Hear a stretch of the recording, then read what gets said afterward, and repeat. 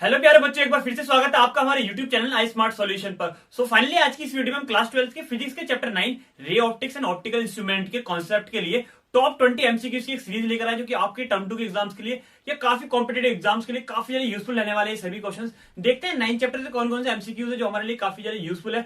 Numerical की अगर हम बात करें, इसके लिए सेपरेट एमसीक्यूज की सीरीज डिस्कस करेंगे, लेकिन जो हमारे पास थ्योरेटिकल जो क्वेश्चन है, कॉन्सेप्चुअल बेस पे जो क्वेश्चन होते हैं, उनको यहाँ पे डिस्कस करेंगे वन बाय वन। सो देखते हैं हमारे पास टॉप 20 की सीरीज का सबसे पहला क्वेश्चन कौन सा वाला है। सो फर्स्ट क्वेश्चन क्या है हमारे पास, डिस्प्ले आपको हो भी गया होगा। क्वेश्चन में क्या बोला गया है, when a ray of light entering from one medium to the another medium. मतलब फर्स्ट क्वेश्चन में कोई डिफरेंट दो मीडियम ले लिए। मान लेते स्लैब वाला एग्जांपल ले लेते हैं। ये फर्स्ट मीडियम से, ये मीडियम फर्स्ट है, इसे N1 बोलते हैं। ये मीडियम 2 है, इसे N2 बोल दो, या μ1 μ2 भी बोलते हैं। एक लाइट जो है, लाइट रे एंटर करती है किससे, फर्स्ट मीडियम से सेकंड मीडियम में एंटर कर लिया। सो बोल रहा है किस किस चीज में चेंज होते हैं। Then following which of the following does not change. इन चारों ऑप्शन में से कौन सा चेंज नहीं होगा। पहला ऑप्शन क्या है, फ्रीक्वेंसी। फ्रीक्वेंसी चेंज नहीं होगा। हाँ बिल्कुल ठीक कह रहा है, चेंज नहीं, ध्यान रखना है सिर्फ फ्रीक्वेंसी चेंज नहीं होती, बाकी सब चेंज हो जाते हैं। क्या क्या चेंज हो जाता है, ध्यान रखना है।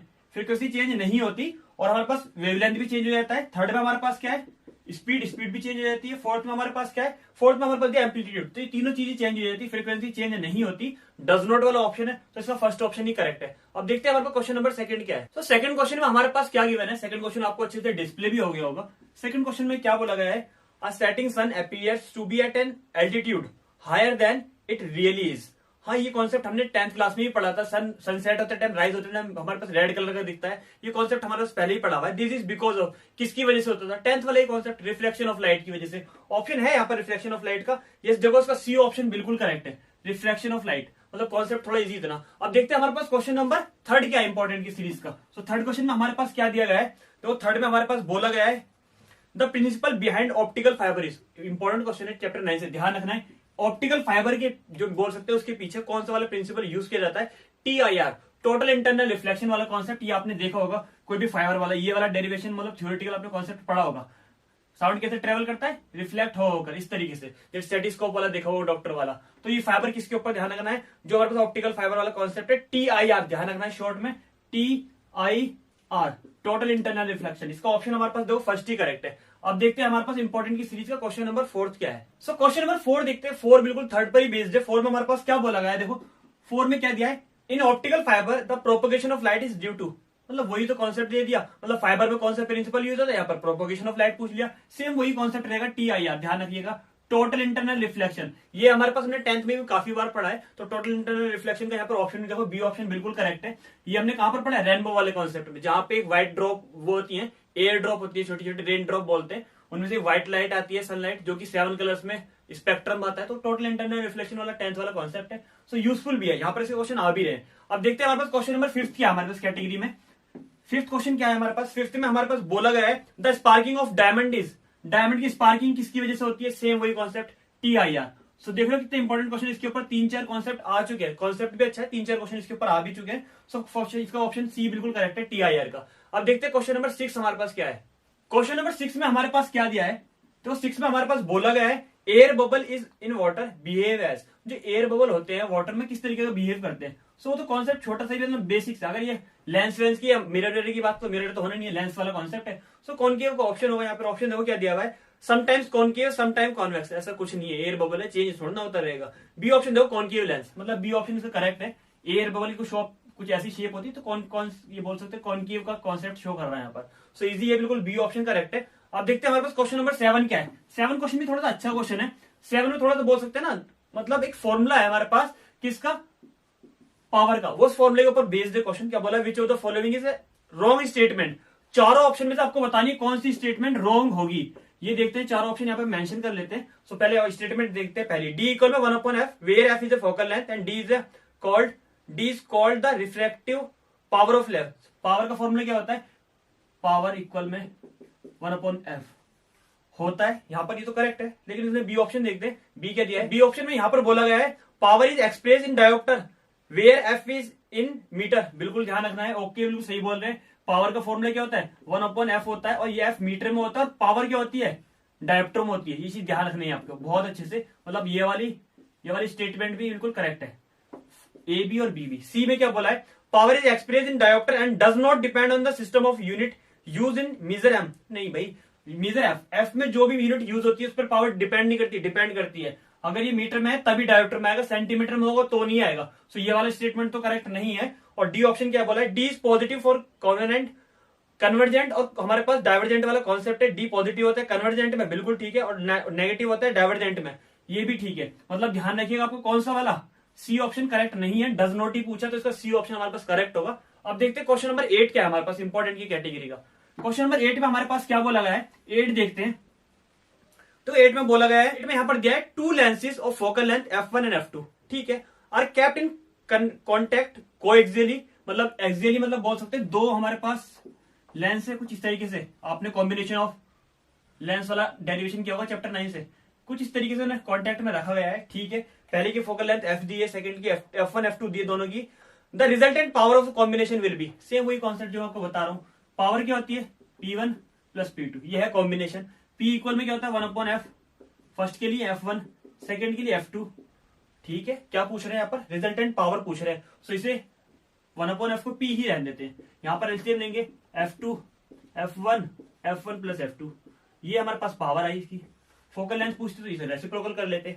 सो यहाँ पर इसका कोई ऑप्शन है, यस देखो बी ऑप्शन बिल्कुल करेक्ट है। अब देखते हैं हमारे पास क्वेश्चन नंबर 9 क्या है। 9 में हमारे पास क्या है, 9 में बिल्कुल 8 के ऊपर बेस्ड है, लेकिन कॉन्सेप्ट को हम थोड़ा सा बोल सकते हैं, थोड़ा सा मतलब टफ सा बना दिया, मतलब ज्यादा हार्ड नहीं है। If two thin lenses are kept coaxially together, जैसे कि बिल्कुल अभी रखा था हमने, then their power is proportion, radius और पावर का कॉन्सेप्ट हमें निकालना है। बहुत अच्छी से छोटी सी चीज पता है हमें, जो रेडियस होती है ना, तो फोकल लेंथ 2f होती है तो r के इक्वल होती है, मतलब अगर मैं f पूछूं तो r/2 होता है, ये चीज आप ध्यान रखना। और पावर वाला कॉन्सेप्ट अभी मैंने क्या निकाला था, combination P equal P1 plus P2, ठीक है। और फोकल लेंथ का कॉन्सेप्ट भी निकाला था, फोकल लेंथ को हमें रेडियस में कन्वर्ट कर ऑप्शन आपको देख रहे हैं ऐसे सॉल्व करना है, सो हम आराम से फाइंड कर सकते हैं। सो P ऐसे रहने देते हैं, ये वाले P का फॉर्मूला 1/f1 हो जाएगा, ये वाले का 1/f2 हो जाएगा, कोई प्रॉब्लम नहीं है। f1 की वैल्यू क्या आएगी, ये रखी हुई है r1/2, यहाँ पर 2 आ जाएगा, यहाँ पर भी 2 आ जाएगा। सो कोई चेंजेस नहीं है। अब हमारे पास सॉल्व करना है, सॉल्व करने के बाद आंसर आ जाएगा आराम से बिल्कुल। सो यहाँ पर भी जो फोकल लेंथ आएगी उसका भी हमारे पास क्या आ जाएगा 1/f, ठीक है। फाइंड क्या करना है, 2 कॉमन ले लेते हैं, r1, ये r2 आ गया, इसका एलसीएम लेंगे, ये आएगा हमारे पास r1 अपॉन में r1 ये आ गए। फाइंड क्या करना है क्वेश्चन में, ये देखते हैं। सबसे पहले क्वेश्चन में बोला है there power is proportional to, power किसके प्रोपोर्शनल होगी, इसके प्रोपोर्शनल होगी, कांस्टेंट वाला ये 1/f है क्या, 1/f को वापस हम p भी लिख सकते हैं ना, क्योंकि फोकल लेंथ पूछते तो f लिखते हैं, पावर पूछे तो p लिखेंगे, किसके प्रोपोर्शनल है इसके। तो इसका ऑप्शन नंबर कौन सा करेक्ट है, सी ऑप्शन बिल्कुल करेक्ट है। अब देखते हैं क्वेश्चन नंबर 10 क्या है। क्वेश्चन नंबर 10 क्या है, 10 भी आपको अच्छे से डिस्प्ले हो गया, ये भी बिल्कुल नॉर्मल से ही क्वेश्चन है, ज्यादा हार्ड नहीं है, ये भी हमने पढ़ा हुआ है। नहीं तो आप चैप्टर 10 में इसके डेरिवेशन करेंगे, मतलब इंटरफेरेंस डिफ्रैक्शन वाला, वहां से आपको कॉन्सेप्ट और भी अच्छे से क्लियर हो जाएगा। फिर भी क्या है हमारे पास, when white light enter in a prism, prism वाला कॉन्सेप्ट 10th में भी पढ़ा है। व्हाइट लाइट एंटर करती है, स्पेक्ट्रम बनता है 7 कलर्स का, विजिबल कलर जिन्हें बोलते हैं। It get spilled into it constitute colours, हाँ 7 कलर्स में मैंने बता दिया। इज ड्यू टू, किसकी वजह से, उसका रिफ्लेक्शन चेंज हो जाता है, मीडियम चेंज हो जाता है। ऑप्शन क्या दिया, high density of the prism material, नहीं डेंसिटी से मैटर नहीं है। सेकंड देखो, because mu is different for different wavelength, बिल्कुल ठीक है, अलग अलग वेवलेंथ के लिए म्यू डिफरेंट होता है, तो ज्यादा ऑप्शन रीड करने की जरूरत नहीं है, बी ही बिल्कुल बोल सकते हैं, इसका एक्यूरेट आंसर लग रहा है। डिफ्रैक्शन ऑफ लाइट नहीं दिया है, क्योंकि 9th में दिया है, 10th चैप्टर का 9th में यहाँ पर आएगा भी नहीं। वेलोसिटी चेंजेस नहीं, यहाँ पर कॉन्सेप्ट वेलोसिटी का नहीं है, हमारे पास बी ऑप्शन ही करेक्ट है। अब देखते हैं हमारे पास कैटेगरी में 11 क्वेश्चन क्या है। 11 क्वेश्चन में हमारे पास क्या दिया, तो 11 क्वेश्चन का कॉन्सेप्ट ना बोल सकते हैं थोड़ा सा हमारे पास 10th में भी था, लेकिन वहां पे फॉर्मूला नहीं था, लेकिन यहाँ पर आपकी थ्योरी अपने यहाँ पे 11th में 12th में आगे पढ़ लिए। तो है कि concept, dispersion of light is cause due to dependence of its speed. जो डिस्पर्जन ऑफ लाइट का कॉन्सेप्ट है, किसकी वजह से होता है, dependent of its speed on, किसके ऊपर बोल सकते हैं, वेवलेंथ के ऊपर, इंटेंसिटी ऑफ लाइट के ऊपर, डेंसिटी के ऊपर, या नन ऑफ दिस। तो ध्यान रखना है वेवलेंथ के ऊपर, लैम्डा की पावर 4 वाला फॉर्मूला यहाँ पर यूज होता है। तो इसका ऑप्शन कौन सा करेक्ट है, फर्स्ट, जिसे हम बोलते हैं वेवलेंथ के ऊपर डिपेंड करती है, चीज ध्यान रखनी है आपको। डिस्पर्जन वाला कॉन्सेप्ट, डिस्पर्जन के हमने बहुत सारे बोल सकते हैं, एग्जाम्पल भी पढ़े हैं 10th क्लास में।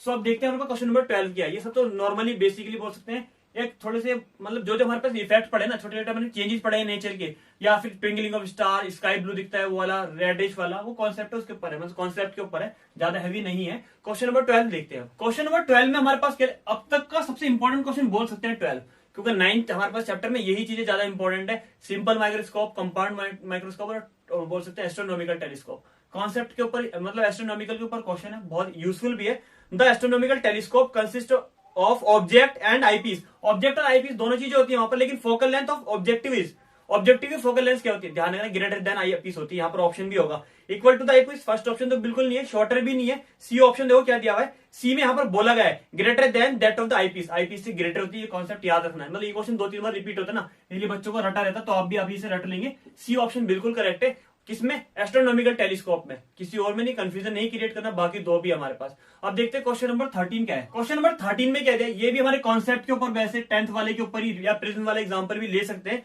When A ray of light enter in A glass slab from air, air से किसी भी अदर ग्लास स्लैब में अगर लाइट रे एंटर करती है तो किस चीज में चेंज आते हैं, ध्यान रखिएगा, वेवलेंथ में, ठीक है ना। तो ग्लास स्लैब का, एयर से किसी ग्लास स्लैब में, ये ध्यान रखना है, a ray of light enter a glass slab from air, मतलब ये मेरे पास एयर वाला कॉन्सेप्ट है, जैसे कि मैंने अभी एग्जांपल भी दिया था, इसे मीडियम म्यू1 बोल देते थे, म्यू2 ग्लास बोल देते थे। ये ग्लास है, एयर से हमारे पास किस में आ रही है, ग्लास स्लैब में आ रही है, किस चीज में चेंज होते हैं, यहाँ पर ध्यान रखना, वेवलेंथ में चेंज होते हैं, वेवलेंथ हमारे पास डिक्रीज होना शुरू हो जाता है। ऑप्शन यहाँ पर कौन कौन से दिए, फर्स्ट देखो वेवलेंथ डिक्रीज, सेकंड क्या है वेवलेंथ इंक्रीज, सी ऑप्शन है फ्रीक्वेंसी इंक्रीज, और D option neither it's wavelength nor it's frequency changes. तो हमारे पास फर्स्ट ऑप्शन करेक्ट है बिल्कुल, क्या चेंज आता है हमारे पास, वेवलेंथ डिक्रीज होना शुरू हो जाता है। अब देखते हैं हमारे पास 14 क्वेश्चन किस बेस पे दिया हुआ है। 14 क्वेश्चन भी थोड़ा सा इंपॉर्टेंट है, जैसे कि मैंने आपको बताया था टेलीस्कोप या माइक्रोस्कोप वाला कॉन्सेप्ट, यहाँ पर कंपाउंड माइक्रोस्कोप के ऊपर बेस्ड है 14 क्वेश्चन।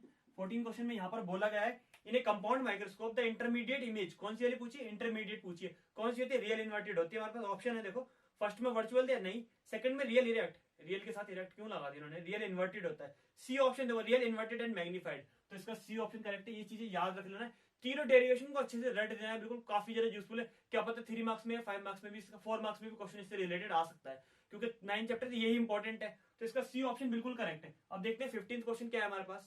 15th क्वेश्चन में हमारे पास क्या दिया हुआ है, 15 क्वेश्चन भी कंपाउंड का ही है, सेम वैसे ही क्वेश्चन है, थोड़ा सा आपको मतलब वही डेरिवेशन वाले कॉन्सेप्ट यहाँ पे यूज करेंगे। The image formed by objective of A compound microscope, जो कंपाउंड माइक्रोस्कोप को ऑब्जेक्टिव जो इमेज बनाता है वो कैसी बनती है, अभी भी बताया हमने, रियल इन्वर्टेड बनती है। तो यहाँ पर ऑप्शन है यस, देखो रियल, सी ऑप्शन देखो रियल एंड इनलार्ज, वही बताया, रियल इन्वर्टेड, और हमारे पास क्या होगा, मैग्नीफाइड, मैग्नीफाइड का मतलब इनलार्ज ही हो गया यहाँ पर भी, इसका सी ऑप्शन करेक्ट है। अब देखते हैं हमारे पास 16 क्वेश्चन क्या है हमारे पास। 16 क्वेश्चन में क्या दिया हुआ है, 16 में देखो हमारे पास बोला गया है एन एस्ट्रोनॉमिकल टेलीस्कोप, अब किसका आ गया, एस्ट्रोनॉमिकल टेलीस्कोप का आ गया, तो वो भी हमारे पास आसान है, has a large aperture to, किसके लिए होता है, हैव हाई रिवोल्यूशन, तो उसका ऑप्शन देखो बी करेक्ट है, हैव हाई रिजोल्यूशन के लिए हमारे पास अपर्चर होता है हमारे पास एस्ट्रोनॉमिकल टेलीस्कोप में, सो बी ऑप्शन करेक्ट है इसका। ये भी नॉर्मल ज्यादा हार्ड क्वेश्चन नहीं है। अब क्वेश्चन नंबर 17 देखते हैं।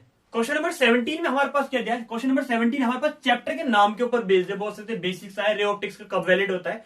तो क्वेश्चन में बोला ray optics is valid when characteristics dimension are, कैसी होती है, ध्यान रखिए ऑप्शन हमारे पास, फर्स्ट पहले ऑप्शन चेक करते हैं कौन कौन सी होती है, much smaller than and wavelength of light, नहीं स्मॉलर तो नहीं होती, much larger than the wavelength of light. हाँ ये ध्यान रखिएगा, जैसे हमारे पास रे ऑप्टिक्स में जितनी भी हमने कॉन्सेप्ट पढ़े ना, कैरेक्टरिस्टिक्स पढ़ी, जितनी भी, चाहे हमारे पास कोई भी टेलीस्कोप या माइक्रोस्कोप वाला कॉन्सेप्ट हो, या कोई भी चेंजेस हो, तो हमारे पास वेवलेंथ में लार्जर चेंजेस आते हैं। तो हमारे पास ऑप्शन देखो बी दिया है, much larger than the object, the sorry wavelength of the light, light के वेवलेंथ में चेंजेस आते रहते हैं। तो हमारे पास सी में क्या दिया है, सेम रहता है, या हमारे पास मिलीमीटर नहीं, ऐसा कोई कॉन्सेप्ट नहीं है, बी बिल्कुल करेक्ट है इसका। क्वेश्चन नंबर 18 देखते हैं। क्वेश्चन नंबर 18 अब तक का बोल सकते हैं थोड़ा सा फनी क्वेश्चन है, क्योंकि हमने इसकी स्टार्टिंग में बहुत सारे क्वेश्चन किए हैं किसके, TIR के ऊपर, टोटल इंटरनल रिफ्लेक्शन के ऊपर, उसी के ऊपर है, लेकिन क्वेश्चन थोड़ा घुमा दिया गया है। Which of the following is not due to the TIR, total internal reflection की वजह से कौन सा नहीं होता है, सभी चेक करना पड़ेंगे, ABCD सबको एक एक करके चेक करते हो, बताते कौन सा है या नहीं है। वर्किंग ऑफ ऑप्टिकल फाइबर, अभी इसके ऑप्शन दिए,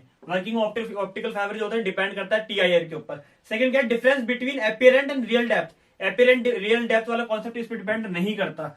तीसरा थर्ड क्या दिया हमारा, mirage on hot summer days, mirage वाला कॉन्सेप्ट देखा है ना, ये भी हमारे पास सोप वाला देखा होगा समर डेज में, वो भी हमारे पास इसी से डिपेंड करता है किस पर, TIR के ऊपर, जो मतलब एक तरीके से ये भी बोल सकते हैं विबग्योर वाला कॉन्सेप्ट भी यही है। ब्रिलियंस ऑफ डायमंड ये तो हमने पढ़ ही लिया, तो मतलब हमारे पास इसका बी ऑप्शन बिल्कुल करेक्ट है। अब देखते हैं क्वेश्चन नंबर 19 क्या दिया है। क्वेश्चन नंबर 19 में हमारे पास दिया है, 19 हमारा थोड़ा सा न्यूमेरिकल बेस्ड है, थोड़ा सा मैं डीपली बता भी दूंगा, देख लेंगे, मतलब थोड़ा ज्यादा हार्ड नहीं है, अगर आप ऐसी समझते तो ठीक है, देख लेंगे। A convex lens is dipped in a liquid, convex lens को लिक्विड में डिप किया गया, whose reflective index is equal to the reflective index of the lens, दोनों का रिफ्लेक्टिव इंडेक्स कैसा हो जाता है, μ1 भी बोल सकते हैं, μ2, दोनों आपस में इक्वल हो जाते हैं, ठीक है।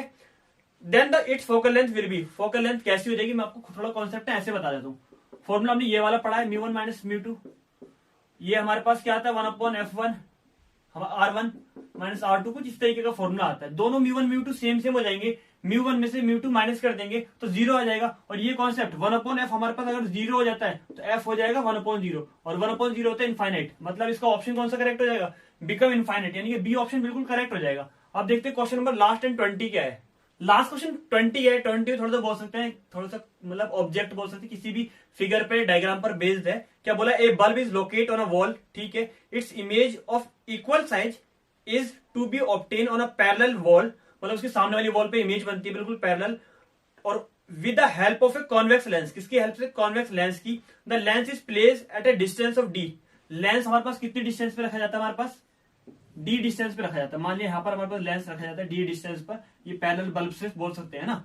तो यहाँ पर उन्होंने बोला the lens is place at a distance D ahead of second wall, तो सेकंड वॉल के हमारे पास रख दिया गया है, ठीक है। क्वेश्चन में पूछा गया then the required focal length, focal length कितनी होगी। फोकल लेंथ वाला कॉन्सेप्ट ना रेडियस से लेकर उन्होंने किया हुआ है, फोकल लेंथ बिल्कुल मिड में होती है। तो मैं ऐसा बोल सकता हूँ 2f हमारे पास d है और f की वैल्यू कितनी पूछेगा, d/2 हो गई। ये वाला कॉन्सेप्ट है यहाँ पर, मतलब रेडियस वाला कॉन्सेप्ट है, सिर्फ कॉन्सेप्ट को घुमाने की इन्होंने कोशिश की है। या बोला है only d/4, only d/2, more than या फिर लेस देन, तो हमारा बी ऑप्शन करेक्ट है, ओनली d/2 वाला। होप सो 20 क्वेश्चन की ये सीरीज आपके लिए काफी ज्यादा यूजफुल रहे। टर्म 2 के एग्जाम में, किसी भी कॉम्पिटेटिव एग्जाम में, जो भी आप एग्जाम फेस करने वाले हैं, ये चैप्टर 9 से रे ऑप्टिक्स वाला कॉन्सेप्ट आपके लिए काफी ज्यादा यूजफुल है। नेक्स्ट वीडियो में इसके न्यूमेरिकल के कॉन्सेप्ट को लेकर आपके साथ डिस्कस करेंगे, काफी यूजफुल वीडियो रहेगी वो भी। आज की वीडियो है, आज के क्वेश्चन आपको यूजफुल लगे हो, अच्छे लगे हो तो वीडियो को लाइक करना ना भूलें। अगर आप चैनल पर नए तो चैनल सब्सक्राइब जरूर कर दें, जिससे अच्छी अच्छी वीडियो, अच्छे अच्छे नोटिफिकेशन आपके पास टाइम टू टाइम पहुंच सके।